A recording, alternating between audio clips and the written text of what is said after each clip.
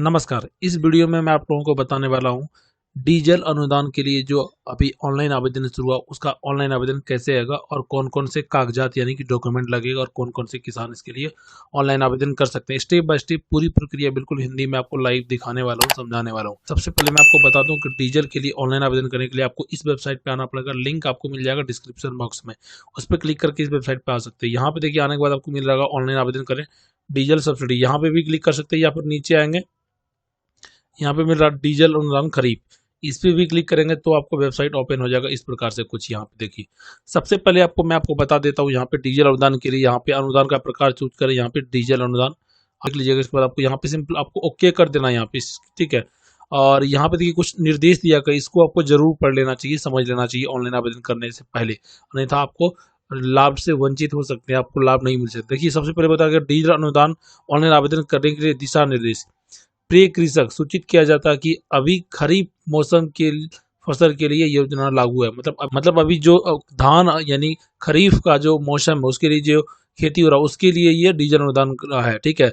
Online आवेदन करने से पूर्व डीजल रसीद को जेपीजी फॉर्मेट में स्कैन करे थे। जो आपके पास डीजल का रसीद है, मतलब जो भी आप डीजल खरीदे थे पेट्रोल पंप के माध्यम से, ठीक है, उसका ऑनलाइन जो आपको बिल मिलता है, मतलब या फिर जो आपको रसीद मिलता है वो आप स्कैन कर लें, या फिर मोबाइल से स्कैन कर सकते हैं या प्रिंटर से या फोटो क्लिक कर सकते हैं और उसे 100 केबी तक में ही रखें। और आके आपके पास अगर 2 3 4 5 8 10 रसीद है उसको एक ही पेज पे स्कैन करें, मतलब A4 साइज का एक पेपर उस पर आपको स्कैन करके दिखाना। इसके बाद बोल रहा कि अगर आप बटाईदार किसान है, ठीक है, या फिर आपका स्वयं का खेत है या खेती करते हैं, या फिर कुछ लोग किसान ऐसे होते हैं जो कुछ खेती अपना होता है कुछ खेती दूसरे का बटाईदार करते हैं, उन सभी के लिए ये योजना है। लेकिन यहाँ पे बताया गया कि जो बटाईदार किसान है जो दूसरे का खेत करते हैं उनके लिए एक फॉर्म दिया गया, ये वाला फॉर्म यहाँ पे लिखा हुआ फॉर्म डाउनलोड करें।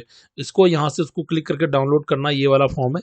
अब देखिए ये वाला उसको क्या करना है, ये वाला फॉर्म को उसको क्या करना है मैं आपको दिखा देता हूँ। ये वाला फॉर्म देखिए यहाँ पे लिखा हुआ वास्तविक खेतियार बटीदार किसानों के लिए स्व अभिप्रमाणित एवं सत्यापित भूमि घोषणा, उनको ये फॉर्म प्रिंट करा लेना है किसी साइबर कैफे जाके, किसी भी दुकान में जाके, ठीक है ना। और यहाँ पे उस फॉर्म को भर देना है। यहाँ पे आपको किसान का नाम लिखना है, ठीक है, यहाँ पे किसान का पिता का नाम लिखना है, ठीक, यहाँ पे उसका गांव का नाम, यहाँ पे पंचायत का नाम, यहाँ प्रखंड और जिला का नाम लिखना है। इसके बाद जमीन का विवरण लिखना है यहाँ पे कि क्या क्या है, ठीक है। तो यहाँ पे लिख सकते हैं क्रमांक संख्या, कहाँ का जमीन है, और थाना संख्या जो जमीन के रसीद में लिखा रहता है या दस्तावेज में, खसरा, भूमि धारक का नाम, किसके नाम से जमीन, ये उसके लिए है जो दूसरे की जमीन में खेती कर रहे हैं और उन्हें डीजल अनुदान चाहिए। चौथी मतलब जो खेत है उसके अगल बगल में कौन सा किसान है, कुल खेती का रकबा कितना, कितने खेती में रकबा क्या है। जैसे मान लिया आप 50 डिसमिल खेती कर रहे हैं, उसमें से पटवन कितने की, सपोज 50 डिसमिल के पटवन की तो 50 डिसमिल, 40 डिसमिल का पटवन किए तो 40 डिसमिल, ये लिख लेना। इसके बाद आपको यहाँ पे करना गवाह के रूप में दो अपने खेत के अगल बगल किसान से, किसी भी किसान से साइन करना, उसका नाम लिखना, उसका पता, उसका मोबाइल नंबर और उसका हस्ताक्षर, दो किसानों का यहाँ पे क्रमशः साइन करवा लेना, ठीक है। दिनांक देना जब भी आप फॉर्म भर रहे हैं, और जिस भी किसान आवेदन करे उसका यहाँ पे अंगूठे के निशान या हस्ताक्षर करवा लेना। इसके बाद आपको क्या करना है, सत्यापन कराना, या तो अपने वार्ड सदस्य से करवा लीजिए, ठीक है ना, या फिर आप किसान समन्वयक से करवा लीजिए। दोनों में से किसी से आपको इस फॉर्म को सत्यापित कराना पड़ेगा, सत्यापन कराना पड़ेगा, उसका सिग्नेचर और मोहर लगवाना पड़ेगा और ये आपको अपलोड करना पड़ेगा। उनके लिए ये जो बटेदार किसान है जिसका खुद का खेत है वो इस योजना का लाभ लेने, तो उनके लिए फॉर्म भरने की जरूरत नहीं है। तो ये यहाँ पे इंपॉर्टेंट जानकारी था, इसको मैं यहाँ से क्लोज कर देता हूँ। अब यहाँ से आपको रजिस्ट्रेशन नंबर चूज करना है। इसके बाद यहाँ पे कुछ और निर्देश दिया गया, मैं आपको बता देता हूँ। देखिए डीजल अनुदान जो है ना कंप्यूटराइज बिल होना चाहिए, जैसे कि वहाँ पे जो दिया जाता है वही होना चाहिए, और उसका 10 अंक आपको लिखना पड़ेगा। जो रसीद है उस पर किसान का सिग्नेचर करना अनिवार्य है, और जो रसीद का मान्य होगा, जो रसीद कब का रसीद होना चाहिए, यहाँ पे स्पष्ट किया कि 29/7/2022 से 30/10/2012 तक का ही मान्य होगा। इसके बाद अगर आप कोई रसीद अपलोड करते हैं तो मान्य नहीं होगा। ये इस बात का ध्यान रखें, बहुत ही इंपॉर्टेंट जानकारी। मतलब आपको 29/7 से लेके अगर आप उससे पहले का रसीद देंगे तो भी मान्य नहीं होगा, और उस 30/10 के बाद का रसीद देंगे तो भी मान्य नहीं हो जाएगा। तो इसके बीच का रसीद ही आपको अपलोड करना पड़ेगा यहाँ पे, इस बात का ध्यान लें, ठीक है ना।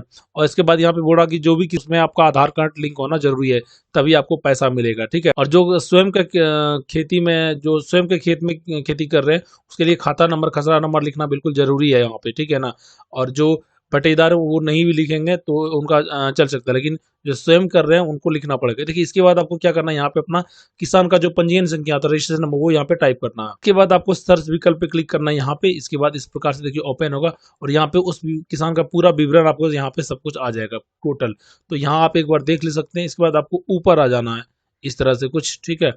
और यहाँ पे देखिए एक बार फिर से बताया गया कि रसीद जो होगा 29/7 से लेके 30/10 तक, उधर 22 तक ही मानना होगा। अब यहाँ पे कुछ विवरण चूज करना है आपको। यहाँ पे सबसे पहले आपको मौसम यहाँ पे खरीफ सेलेक्ट करना है, ठीक है ना।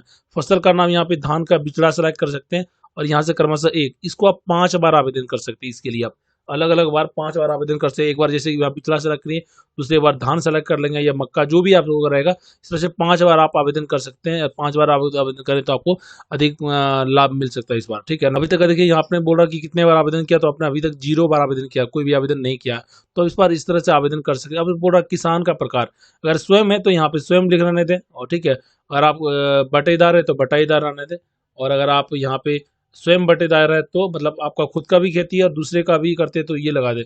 मैं यहाँ पे बटेदार ऑप्शन सेलेक्ट कर लेता हूँ और यहाँ पे कुल कितने जमीन में खेती कर रहे हैं, ठीक है ना, बोल रहा है यहाँ पे। देखिए एक बात ध्यान रखिए, 1 एकड़ बराबर 100 डिसमिल, तो कितना यहाँ पे डिसमिल में ही लिखना है आपको, ठीक है ना। सपोज कि यहाँ पे मैं 200 डिसमिल लिख देता हूँ, ठीक है।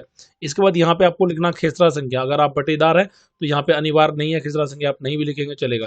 थाना नंबर आपको लिखना पड़ेगा, जो जमीन के रसीद पे मिल जाएगा आपको यहाँ पे। अब तो थाना नंबर यहाँ पे लिख सकते हैं इस प्रकार से, कुल कितना रकबा में है आपका, ठीक है ना, तो यहाँ पे आप लिख सकते हैं जैसे 200 डिसमिल, ठीक है। और 2 बगल किसान का नाम लिख दे जहाँ पे आपका खेत है। इसके बाद आपको यहाँ पे ऐड कर देना है। इसके बाद बोल रहा कि आप जो डीजल का मूल्य है कितना, आपका कितना का डीजल खरीदे हैं आप, ठीक है।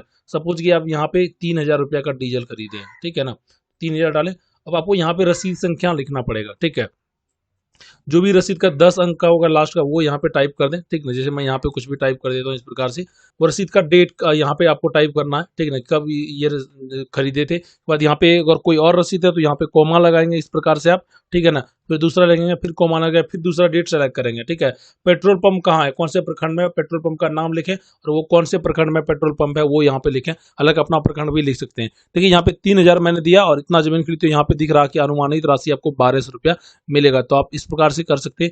इसके बाद आपको गेट ओटीपी पे क्लिक करना, और गेट ओटीपी पे जैसे क्लिक करें, अगले स्टेप में आपको डॉक्यूमेंट अपलोड करना पड़ेगा जो 100 KB का आपका रहेगा, ठीक है ना। रसीद एक साथ ही अपलोड करें, और अगर आप गैर रैयत वाले यहाँ से सेलेक्ट करेंगे, ठीक है ना, बटेदार सेलेक्ट करेंगे तो आपको जो फॉर्म मैंने दिखाया था वो, अगर आप स्वयं रहेंगे तो आपको यहाँ पे अपना दस्तावेज अपलोड करना पड़ सकता है अगले स्टेप में। ये आप आसानी से कर सकते हैं। यही कुछ प्रोसेस था इस वीडियो में, यही जानकारी थी। अगर आपको कहीं और दिक्कत हो रहा तो हमें कमेंट कीजिएगा, मैं आपको जरूर सहायता करूंगा। इस वीडियो में इतना, मिलता है अगली वीडियो में, तो के लिए धन्यवाद।